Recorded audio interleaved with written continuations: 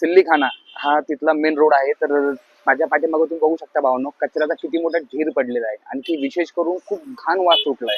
म्हणजे बाजूलाच सगळ्यात महत्वाचं म्हणजे शासकीय ग्रंथालय बघा.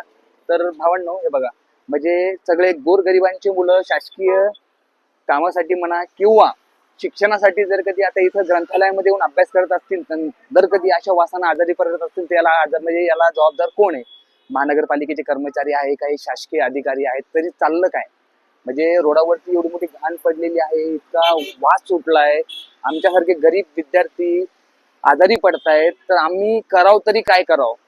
म्हणजे महानगरपालिकेच्या कर्मचाऱ्यांना एक माझी कळकळीची विनंती आहे, जितक्या लवकर होईल तितक्या लवकर ही जी घाण आहे घाण साफ करा. कारण अशा आजारांना माझ्यासारखे जे शिक्षण घेणारे विद्यार्थी जे आहेत ते मध्ये बसून अभ्यास करतात, ते आजारी जर कधी पडलं तर देशाचं भविष्य नक्कीच धोक्यामध्ये आहे असं म्हणायला हरकत नाही.